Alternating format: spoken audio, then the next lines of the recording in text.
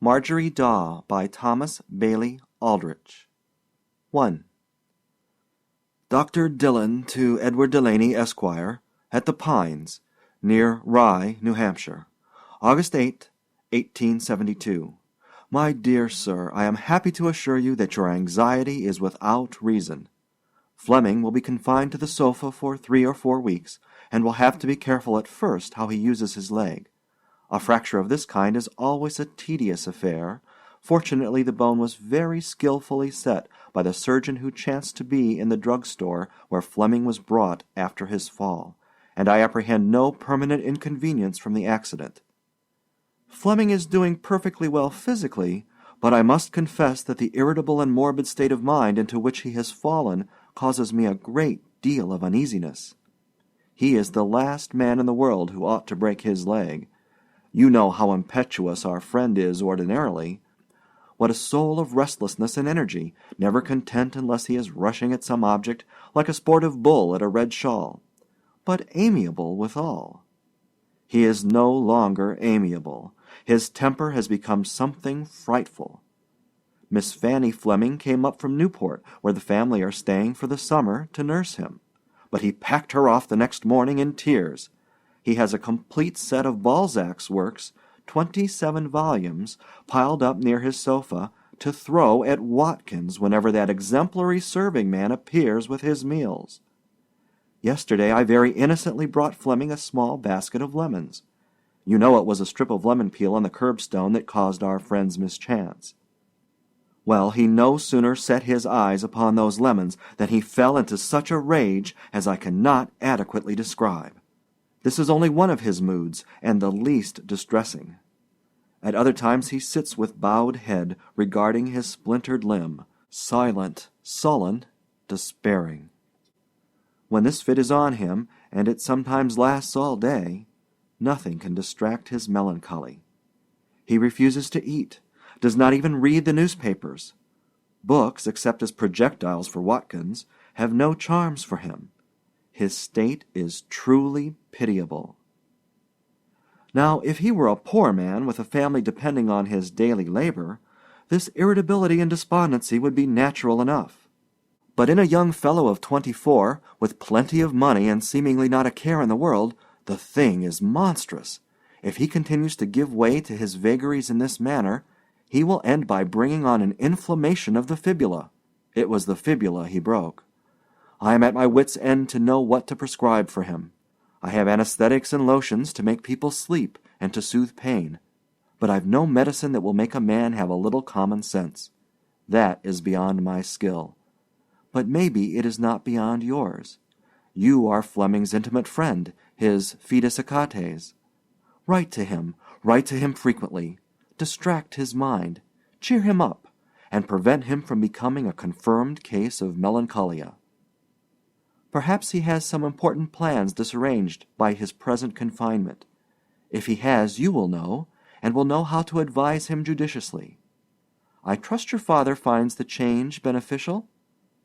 I am, my dear sir, with greatest respect, etc.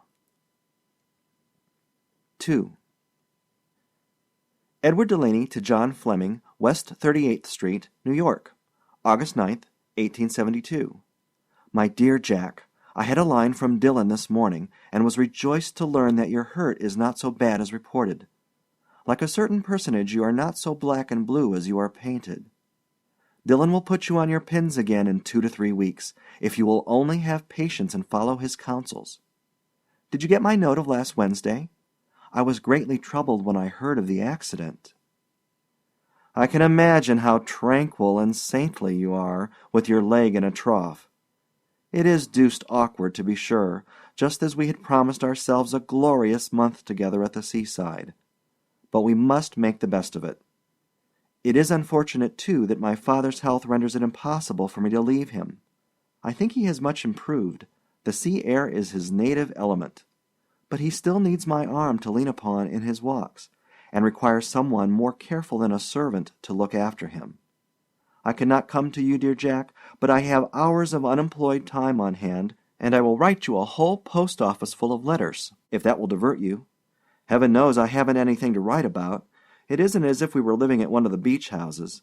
Then I could do you some character studies and fill your imagination with groups of sea goddesses, with their, or somebody else's, raven and blonde manes hanging down their shoulders. You should have Aphrodite in morning wrapper, in evening costume, and in her prettiest bathing suit. But we are far from all that here. We have rooms in a farmhouse, on a crossroad, 2 miles from the hotels, and lead the quietest of lives. I wish I were a novelist. This old house with its sanded floors and high wainscots, and its narrow windows looking out upon a cluster of pines that turn themselves into aeolian harps every time the wind blows, would be the place in which to write a summer romance. It should be a story with the odors of the forest and the breath of the sea in it. It should be a novel like one of that Russian fellow's, what's his name? Turgenev, Turgenev, Turgenev. Nobody knows how to spell him. Yet I wonder if even a Liza or an Alexandra Paulovna could stir the heart of a man who has constant twinges in his leg. I wonder if one of our own Yankee girls of the best type, haughty and spirituelle, would be of any comfort to you in your present deplorable condition. If I thought so, I would hasten down to the surf house and catch one for you. Or, better still, I would find you one over the way. Picture to yourself a large white house just across the road, nearly opposite our cottage. It is not a house, but a mansion, built, perhaps, in the colonial period, with rambling extensions and gambrel roof, and a wide piazza on 3 sides, a self-possessed, high-bred piece of architecture with its nose in the air. It stands back from the road and has an obsequious retinue of fringed elms and oaks and weeping willows. Sometimes, in the morning, and oftener in the afternoon, when the sun has withdrawn from that part of the mansions, a young woman appears on the piazza with some mysterious Penelope web of embroidery in her hand, or a book. There is a hammock over there, of pineapple fiber it looks from here. A hammock is very becoming when one is 18, and has golden hair, and dark eyes, and an emerald-colored illusion dress looped up after the fashion of a Dresden china shepherdess, and is chaussée like a belle of the time of Louis XIV. All this splendor goes into that hammock, and sways there like a pond lily in the golden afternoon. The window of my bedroom looks down on that piazza, and so do I. But enough of the nonsense, which ill becomes a sedate young attorney taking his vacation with an invalid father. Drop me a line, dear Jack, and tell me how you really are. State your case. Write me a long, quiet letter. If you are violent or abusive, I'll take the law to you. 3. John Fleming to Edward Delaney, August 11th, 1872. Your letter, dear Ned, was a godsend. Fancy what a fix I am in. I, who never had a day's sickness since I was born. My left leg weighs 3 tons. It is embalmed in spices and smothered in layers of fine linen, like a mummy. I can't move. I haven't moved for 5,000 years. I'm of the time of Pharaoh. I lie from morning till night on a lounge, staring into the hot street. Everybody is out of town enjoying himself. The brownstone front houses across the street resemble a row of particularly ugly coffins set up on end. A green mold is settling on the names of the deceased, carved on the silver door plates. Sardonic spiders have sewn up the keyholes. All is silence and dust and desolation. I interrupt this a moment to take a shy at Watkins, with the second volume of César Birotteau. Missed him. I think I could bring him down with a copy of Sainte-Beuve or the Dictionnaire Universel if I had it. These small Balzac books somehow do not quite fit my hand. But I shall fetch him yet. I've an idea that Watkins is tapping the old gentleman's Chateau Yquem, duplicate key of the wine cellar, Hibernian soirees in the front basement. Young Cheops upstairs, snug in his cerements. Watkins glides into my chamber with that colorless, hypocritical face of his drawn out like an accordion, but I know he grins all the way down the stairs and is glad I have broken my leg. Was not my evil star in the very zenith when I ran up to town to attend that dinner at Delmonico's? I didn't come up altogether for that.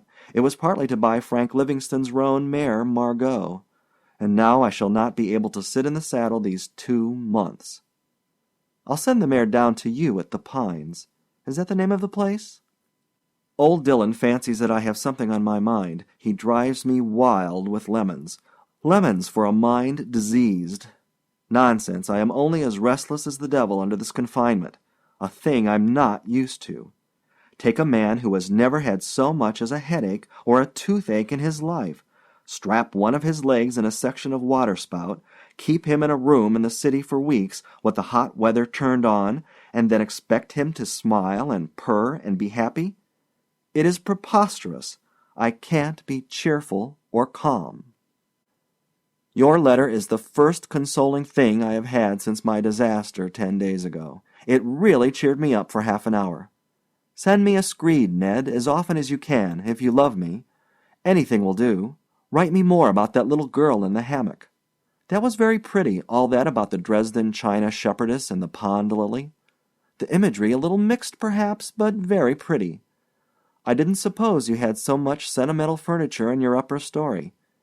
It shows how one may be familiar for years with the reception room of his neighbor, and never suspect what is directly under his mansard. I supposed your loft stuffed with dry legal parchments, mortgages, and affidavits. You take down a package of manuscript, and lo, there are lyrics and sonnets and canzonettas. You really have a graphic descriptive touch, Edward Delaney, and I suspect you of anonymous love tales in the magazines. I shall be a bear until I hear from you again. Tell me all about your pretty inconnue across the road. What is her name? Who is she? Who is her father? Where is her mother? Who's her lover? You cannot imagine how this will occupy me. The more trifling, the better. My imprisonment has weakened me intellectually to such a degree that I find your epistolary gifts quite considerable. I am passing into my second childhood. In a week or two I shall take to India rubber rings and prongs of coral. A silver cup with an appropriate inscription would be a delicate attention on your part. In the meantime, write. 4. Edward Delaney to John Fleming, August 12, 1872. The sick Pasha shall be amused. Bismillah, he wills it so. If the storyteller becomes prolix and tedious, the bowstring and the sack, and 2 Nubians to drop him into the Piscataqua. But truly, Jack, I have a hard task. There is literally nothing here, except the little girl over the way. She is swinging in the hammock at this moment. It is to me compensation for many of the ills of life to see her now and then put out a small kid boot, which fits like a glove, and set herself going. Who is she, and what is her name? Her name is Daw, only daughter of Mr. Richard W. Daw, ex-colonel and banker. Mother dead, 1 brother at Harvard, elder brother killed at the Battle of Fair Oaks 10 years ago. Old, rich family, the Daws. This is the homestead where father and daughter pass 8 months of the 12. The rest of the year in Baltimore and Washington. The New England winter too many for the old gentleman. The daughter is called Marjorie Daw. Sounds odd at first, doesn't it? But after you say it over to yourself half a dozen times, you like it. There's a pleasing quaintness to it, something prim and violet-like. Must be a nice sort of girl to be called Marjorie Daw. I had mine host of the Pines in the witness box last night, and drew the foregoing testimony from him. He has charge of Mr. Daw's vegetable garden, and has known the family these 30 years. Of course I shall make the acquaintance of my neighbors before many days. It will be next to impossible for me not to meet Mr. Daw or Miss Daw in some of my walks. The young lady has a favorite path to the sea-beach. I shall intercept her one morning and touch my hat to her. Then the princess will bend her fair head to me with courteous surprise, not unmixed with haughtiness. Will snub me, in fact. All this for thy sake, O Pasha of the snapped axle-tree. How oddly things fall out. 10 minutes ago I was called down to the parlor. You know, the kind of parlors in farmhouses on the coast, a sort of amphibious parlor with seashells on the mantelpiece and spruce branches in the chimney-place, where I found my father and Mr. Daw doing the antique polite to each other. He had come to pay his respects to his new neighbors.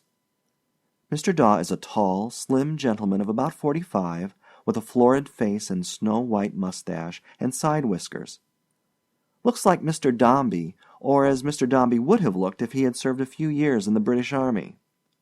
Mr. Daw was a colonel in the late war, commanding the regiment in which his son was a lieutenant. Plucky old boy, backbone of New Hampshire granite.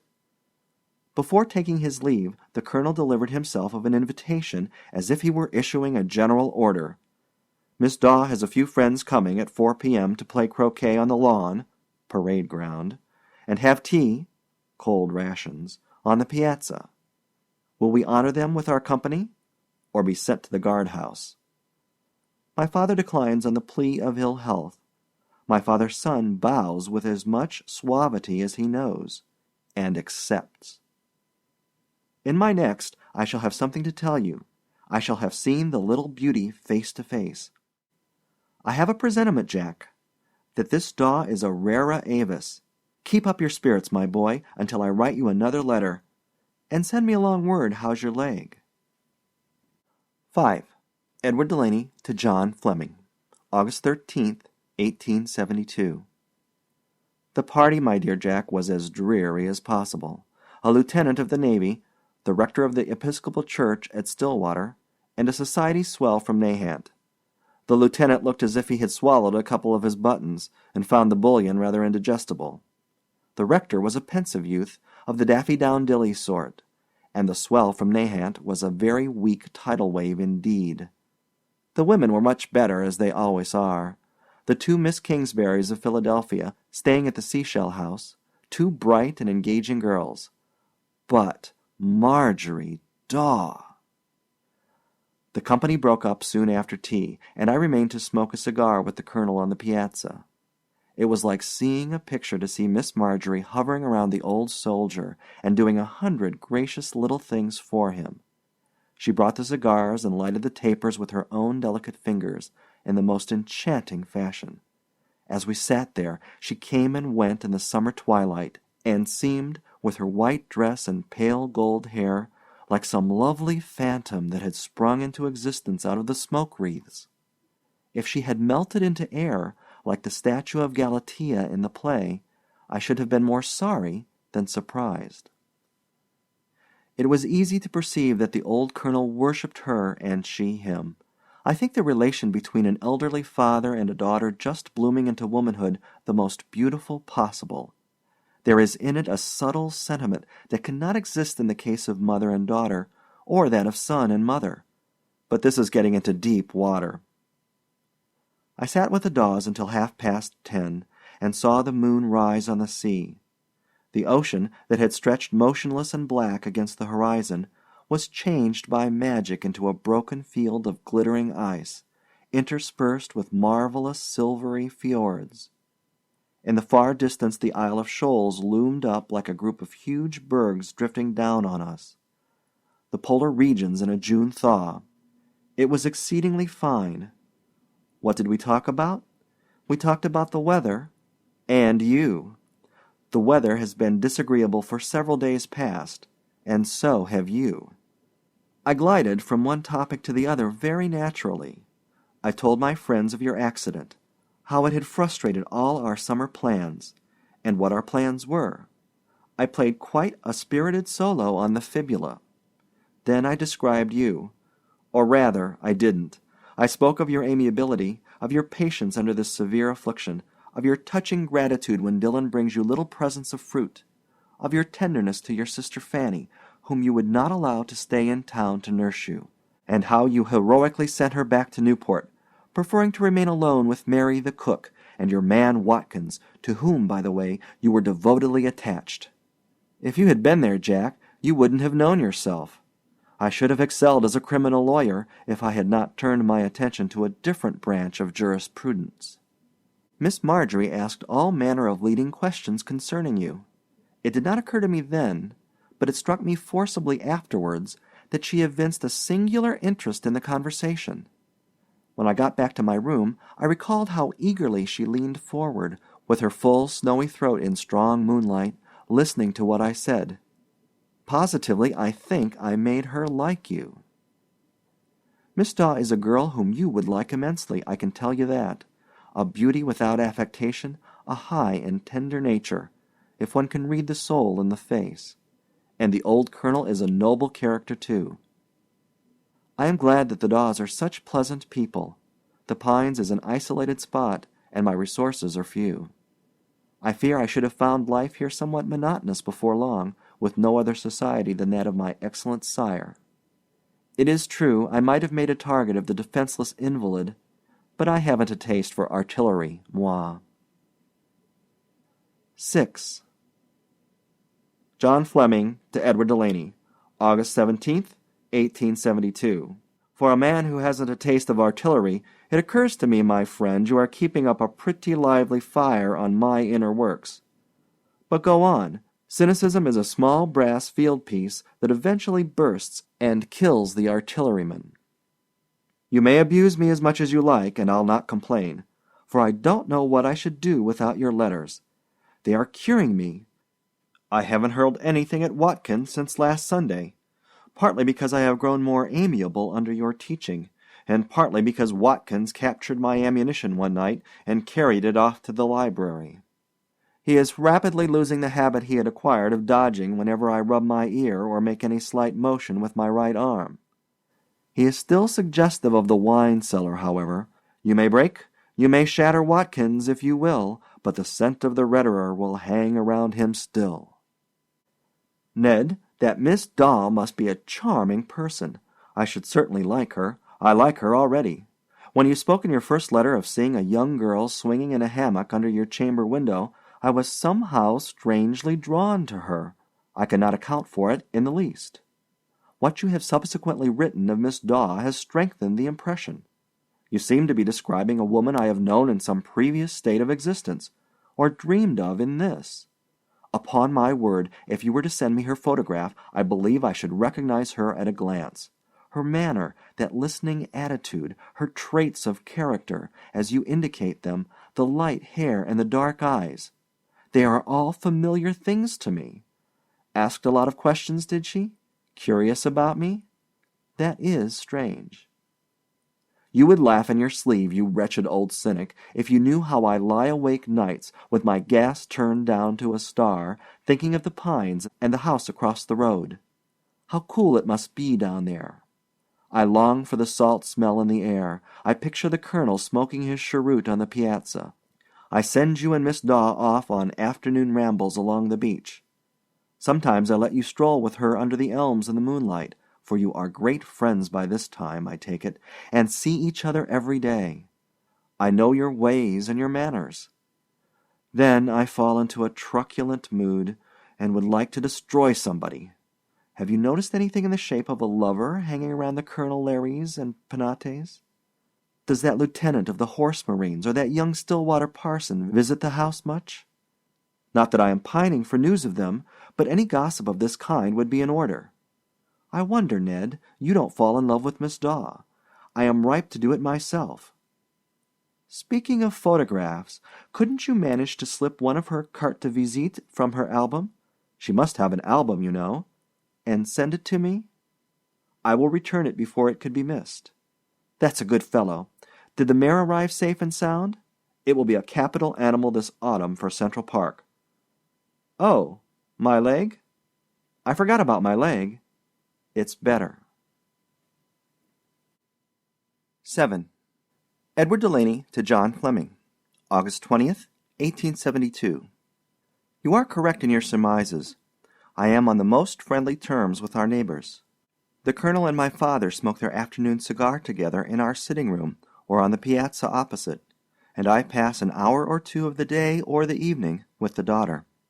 I am more and more struck by the beauty, modesty, and intelligence of Miss Daw. You ask me why I do not fall in love with her. I will be frank, Jack. I have thought of that. She is young, rich, accomplished, uniting in herself more attractions, mental and personal, than I can recall in any girl of my acquaintance. But she lacks the something that would be necessary to inspire in me that kind of interest. Possessing this unknown quality, a woman neither beautiful, nor wealthy, nor very young could bring me to her feet. But not Miss Daw. If we were shipwrecked together on an uninhabited island, let me suggest a tropical island, for it costs no more to be picturesque, I would build her a bamboo hut. I would fetch her breadfruit and coconuts. I would fry yams for her. I would lure the ingenuous turtle and make her nourishing soups. But I would not make love to her, not under 18 months. I would like to have her for a sister, that I might shield her and counsel her, and spend half my income on old thread lace and camel's hair shawls. We are off the island now. If such were not my feeling, there would still be an obstacle to my loving Miss Daw. A greater misfortune could scarcely befall me than to love her. Fleming, I am about to make a revelation that will astonish you. I may be all wrong in my premises and consequently in my conclusions, but you shall judge. That night, when I returned to my room after the croquet party at the Daws, and was thinking over the trivial events of the evening, I was suddenly impressed by the air of eager attention with which Miss Daw had followed my account of your accident. I think I mentioned this to you. Well, the next morning, as I went to mail my letter, I overtook Miss Daw on the road to Rye, where the post office is, and accompanied her thither and back, an hour's walk. The conversation again turned to you, and again I remarked that inexplicable look of interest which had lighted up her face the previous evening. Since then I have seen Miss Daw perhaps 10 times, perhaps oftener, and on each occasion I found that when I was not speaking of you, or your sister, or some person or place associated with you, I was not holding her attention. She would be absent-minded, her eyes would wander away from me to the sea, or to some distant object in the landscape. Her fingers would play with the leaves of a book in a way that convinced me she was not listening. At these moments, if I abruptly changed the theme, I did it several times as an experiment, and dropped some remark about my friend Fleming, then the somber blue eyes would come back to me instantly. Now, is not this the oddest thing in the world? No, not the oddest. The effect which you tell me was produced on you by my casual mention of an unknown girl swinging in a hammock is certainly as strange. You can conjecture how that passage in your letter of Friday startled me. Is it possible, then, that two people who have never met, and who are hundreds of miles apart, can exert a magnetic influence on each other? I have read of such psychological phenomena, but never credited them. I leave the solution of the problem to you. As for myself, all other things being favorable, it would be impossible for me to fall in love with a woman who listens to me only when I am talking of my friend. I am not aware that any one is paying marked attention to my fair neighbor. The lieutenant of the Navy, he is stationed at Rivermouth, sometimes drops in of an evening, and sometimes the rector from Stillwater. The lieutenant the oftener. He was there last night. I should not be surprised if he had an eye to the heiress. But he is not formidable. Mistress Daw carries a neat little spear of irony, and the honest lieutenant seems to have a particular facility for impaling himself on the point of it. He is not dangerous, I should say, though I have known a woman to satirize a man for years and marry him after all. Decidedly, the lowly rector is not dangerous, yet again, who has not seen cloth of frieze victorious in the lists where cloth of gold went down? As to the photograph, there is an exquisite ivory type of Marjorie in Passepartout on the drawing-room mantelpiece. It would be missed at once if taken. I would do anything reasonable for you, Jack, but I've no burning desire to be hauled up before the local justice of the peace on a charge of petty larceny. P.S. Enclosed is a spray of mignonette, which I advise you to treat tenderly. Yes, we talked of you again last night, as usual. It is becoming a little dreary for me. 8. Edward Delaney to John Fleming, August 22nd, 1872. Your letter in reply to my last has occupied my thoughts all the morning. I do not know what to think. Do you mean to say that you are seriously half in love with a woman whom you have never seen, with a shadow, a chimera? For what else can Miss Daw be to you? I do not understand it at all. I understand neither you nor her. You are a couple of ethereal beings moving in finer air than I can breathe with my commonplace lungs. Such delicacy of sentiment is something that I admire without comprehending. I am bewildered. I am of the earth earthy, and I find myself in the incongruous position of having to do with mere souls, with natures so finely tempered that I run some risk of shattering them in my awkwardness. I am as Caliban among the spirits. Reflecting on your letter, I am not sure that it is wise in me to continue this correspondence. But no, Jack, I do wrong to doubt the good sense that forms the basis of your character. You are deeply interested in Miss Daw. You feel that she is a person whom you may perhaps greatly admire when you know her. At the same time, you bear in mind that the chances are 10 to 5 that when you do come to know her, she will fall far short of your ideal, and you will not care for her in the least. Look at it in this sensible light, and I will hold back nothing from you. Yesterday afternoon, my father and myself rode over to Rivermouth with the Daws. A heavy rain in the morning had cooled the atmosphere and laid the dust. To Rivermouth is a drive of 8 miles along a winding road lined all the way with wild barberry bushes. I never saw anything more brilliant than these bushes, the green of the foliage and the faint blush of the berries intensified by the rain. The colonel drove, with my father in front, Miss Daw and I on the back seat.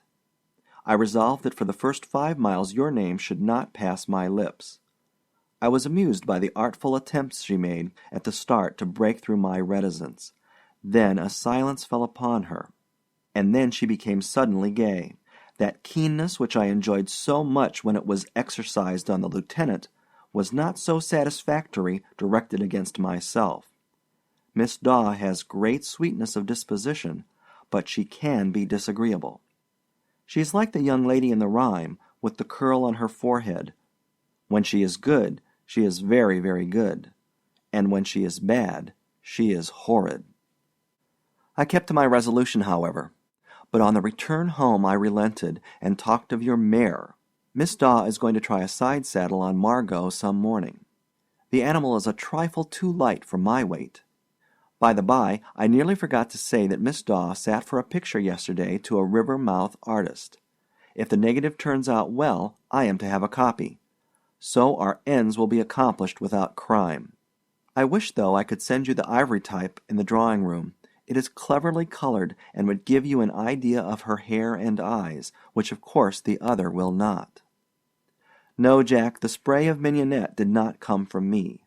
A man of 28 doesn't enclose flowers in his letters to another man. But don't attach too much significance to the circumstance. She gives sprays of mignonette to the rector, sprays to the lieutenant. She has even given a rose from her bosom to your slave.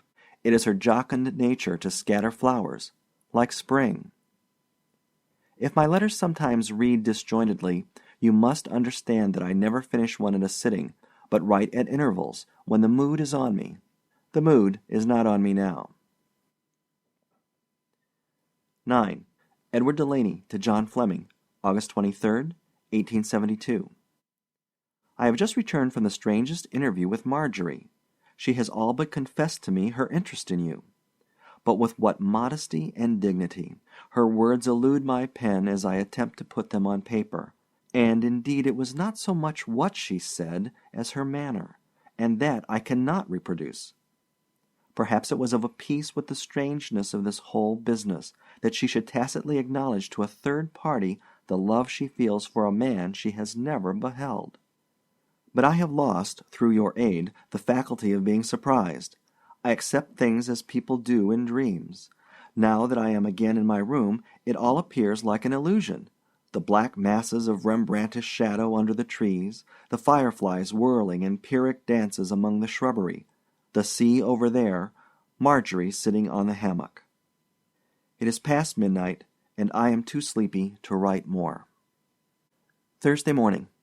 My father has suddenly taken it into his head to spend a few days at the Shoals. In the meanwhile, you will not hear from me. I see Marjorie walking in the garden with the colonel. I wish I could speak to her alone, but shall probably not have an opportunity before we leave. 10. Edward Delaney to John Fleming, August 28, 1872. You were passing into your second childhood, were you? Your intellect was so reduced that my epistolary gifts seemed quite considerable to you, did they? I rise superior to the sarcasm in your favor of the 11th instant when I notice that 5 days' silence on my part is sufficient to throw you into the depths of despondency. We returned only this morning from Appledore, that enchanted island, at $4 per day. I find on my desk 3 letters from you.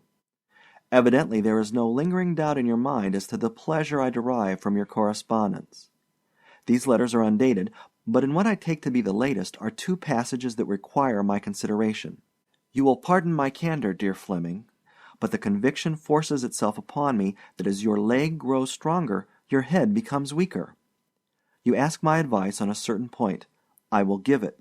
In my opinion, you could do nothing more unwise than to address a note to Miss Daw, thanking her for the flower.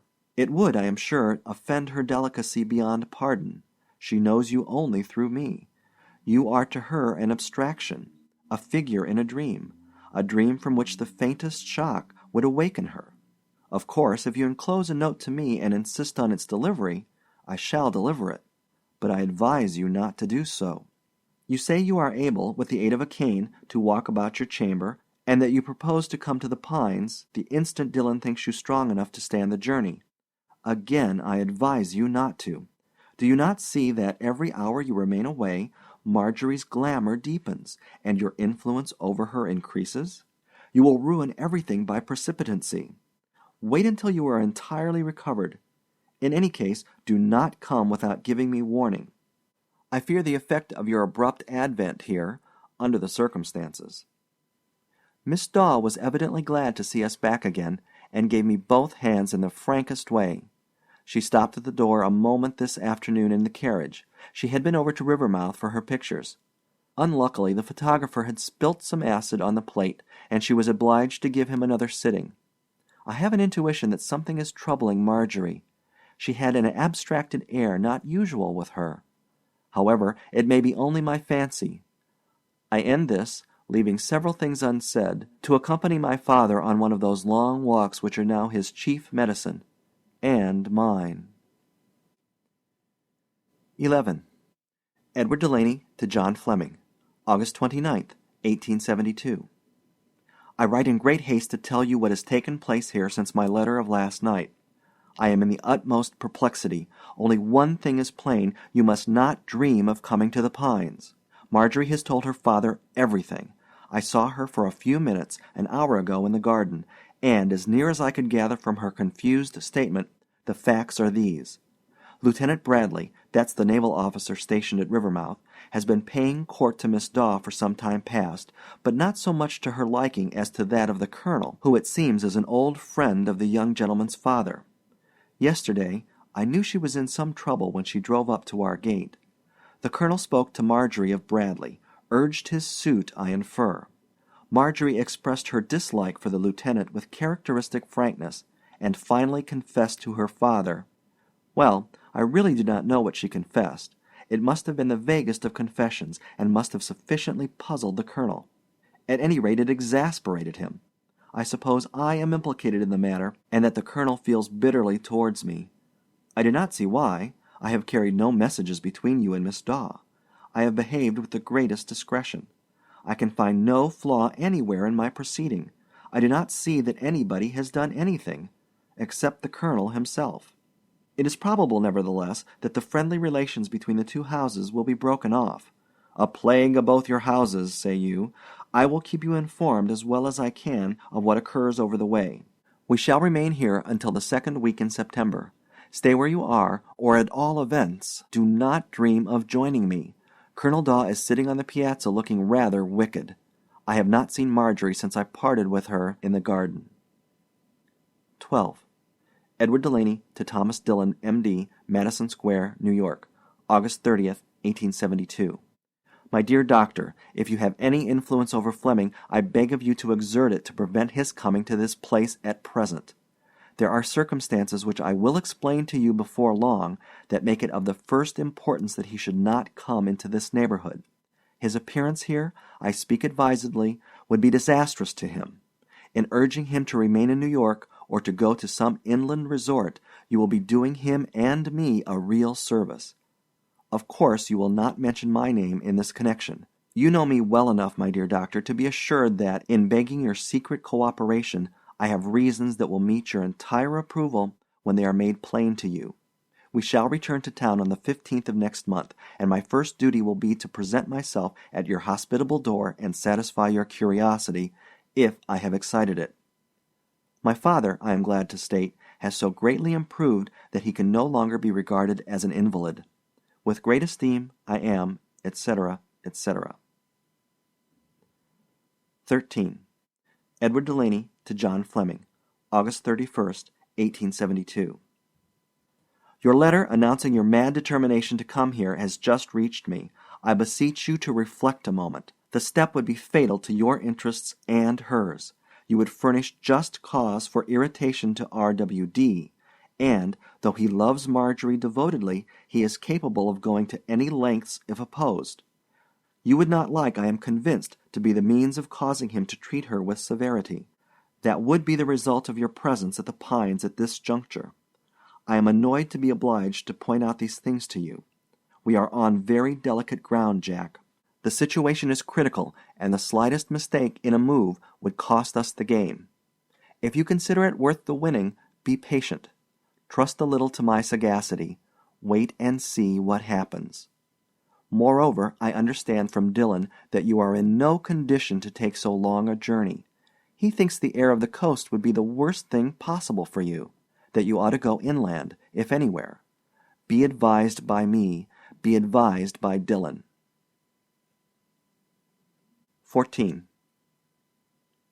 Telegrams. September 1st, 1872. 1. To Edward Delaney. Letter received. Dillon be hanged. I think I ought to be on the ground. J.F. 2. To John Fleming. Stay where you are. You would only complicate matters. Do not move until you hear from me. E.D. 3. To Edward Delaney. My being at the Pines could be kept a secret. I must see her. J.F. 4. To John Fleming. Do not think of it. It would be useless. R.W.D. has locked M in her room. You would not be able to effect an interview. E.D. 5. To Edward Delaney. Locked her in her room? Good God! That settles the question. I shall leave by the 12:15 express. J.F. 15. The Arrival. On the 2nd day of September, 1872, as the Down Express, due at 3:40, left the station at Hampton, a young man, leaning on the shoulder of a servant, whom he addressed as Watkins, stepped from the platform into a hack and requested to be driven to the Pines. On arriving at the gate of a modest farmhouse a few miles from the station, the young man descended with difficulty from the carriage, and, casting a hasty glance across the road, seemed much impressed by some peculiarity in the landscape. Again leaning on the shoulder of the person Watkins, he walked to the door of the farmhouse and inquired for Mr. Edward Delaney. He was informed by the aged man who answered his knock that Mr. Edward Delaney had gone to Boston the day before, but that Mr. Jonas Delaney was within. This information did not appear satisfactory to the stranger, who inquired if Mr. Edward Delaney had left any message for Mr. John Fleming. There was a letter for Mr. Fleming if he were that person. After a brief absence, the aged man reappeared with a letter. 16. Edward Delaney to John Fleming, September 1st, 1872. I am horror-stricken at what I have done. When I began this correspondence I had no other purpose than to relieve the tedium of your sick chamber. Dillon told me to cheer you up. I tried to. I thought that you entered into the spirit of the thing. I had no idea, until within a few days, that you were taking matters au grand sérieux. What can I say? I am in sackcloth and ashes. I am a pariah, a dog of an outcast. I tried to make a little romance to interest you, something soothing and idyllic, and, by Jove, I have done it only too well. My father doesn't know a word of this, so don't jar the old gentleman any more than you can help. I fly from the wrath to come when you arrive. For, oh dear Jack, there isn't any piazza, there isn't any hammock, there isn't any Marjorie Daw. End of Marjorie Daw.